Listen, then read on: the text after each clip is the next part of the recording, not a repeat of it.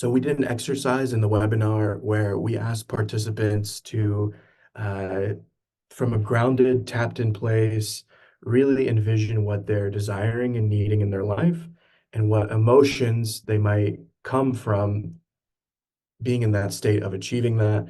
And we had one participant that shared that when they actually went to a vision of the future, they experienced fear come up. And so I would love to just get a little bit of your take on what this participant might have been experiencing, what comes up for you as you heard that sharing.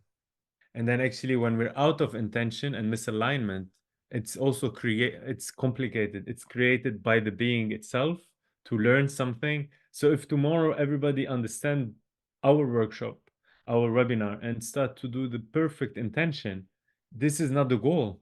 Because actually the perfect intention is not the goal. To know how to do it fully, it's not the goal, because they're still playing a game. And if tomorrow they all can do the intention, a lot will break down. That's not what intended. So in a way, we're very rare in our teaching that actually we also aware of that. We're not pushing them to do it, more that they realize, yeah, so many angles. They realize why they're playing, while why they're not achieving it, and what's the game in it. So if we come now and take out the game, we'd be doing something horrific for Mm, the soul and the body. So what she hit, like she really went to the most.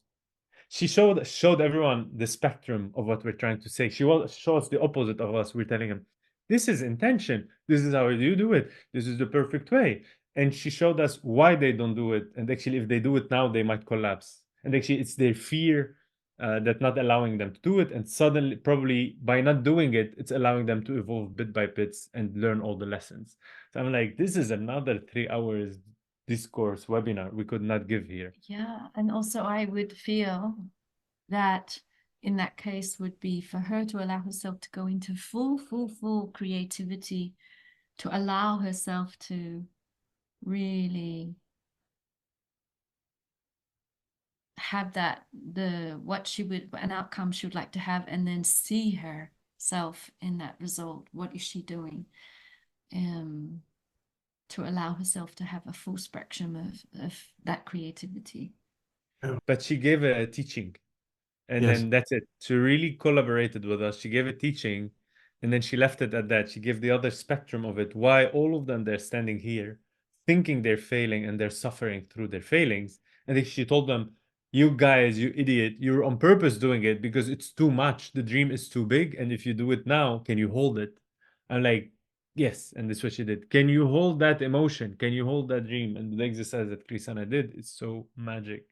Yeah, what came up for me in that moment was really like which I've gone through myself many times, but the fear of greatness. Like you can really touch the vision and the dream, but it's so big that it's almost overwhelming. And then it just starts to actually, the foundation can't maintain it, can't hold it. And I was just reflecting that when we talk about like some of the core fundamentals, how like you start with the vision and you go and try, but you can go and revisit your vision over time. Like it doesn't have to be that the vision is like the big vision for all time right now. It's like you can allow that to organically expand over time as you can kind of sustain and hold it. Yes, to have the capacity to, in your body and in your mind, in your emotions, to have the, to enjoy this bigger space inside of you. Yeah, of joy and greatness, Hmm. which is the feeling. I feel alive. I feel expanded. I feel yes for life. Yes to life. Yes.